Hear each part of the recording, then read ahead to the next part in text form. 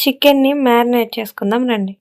ఉల్లిపాయ paste, salt, పసుపు, కారం, మసాలా పౌడర్, పెరుగు, మిరపకాయ ముక్కలు వేసుకొని బాగా కలుపుకొని పక్కన పెట్టుకోవాలి. బాండీలో ఆయిల్ వేసుకొని ఉల్లిపాయలు వేసుకొని వేగనివ్వాలి. లోపు మసాలాని తయారు చేసుకుందాము. ఉల్లిపాయలు, పచ్చిమిరపకాయలు, అల్లం వెల్లుల్లిపాయలు, మసాలా దినుసులు వేసుకొని మెత్తగా గ్రైండ్ చేసుకోవాలి. గ్రైండ్ చేసుకున్న పేస్ట్ని ఉల్లిపాయలో వేసుకొని బాగా కలుపుకొని మూత పెట్టుకోవాలి. వేగిన తర్వాత బిర్యానీ ఆకును వేసుకొని బాగా కలుపుకొని మళ్ళీ మూత పెట్టుకోవాలి. పేస్ట్ని పచ్చివాసన పోయినంత వరకు వేపుకొని ఇందాక మ్యారినేట్ చేసుకున్న చికెన్ని వేసుకొని బాగా కలుపుకోవాలి. ఈలోపు టమాటాలని మిక్సీ పట్టుకొని పక్కన పెట్టుకోవాలి.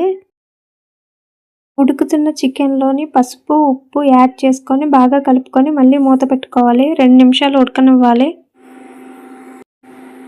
2 మినిట్స్ ఉడికిన తర్వాత మూత తీసుకొని ఇందాక గ్రైండ్ చేసుకున్న టమాటా పేస్ట్ని యాడ్ చేసుకొని చిల్లీ పౌడర్ని వేసుకొని బాగా కలుపుకొని మూత పెట్టుకోవాలి. చికెన్ ఉడుకుతున్న మధ్యలోని మూత తీసుకొని మీ గ్రేవీకి సరిపోయినంత వాటర్ని యాడ్ చేసుకొని బాగా కలుపుకొని మూత పెట్టుకోండి.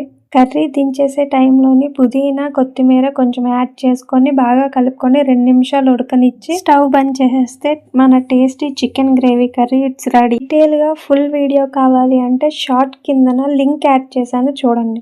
వీడియో నచ్చితే లైక్ చేయండి, షేర్ చేయండి, సబ్స్క్రైబ్ చేయడం మర్చిపోవద్దు. Take care. Bless me all.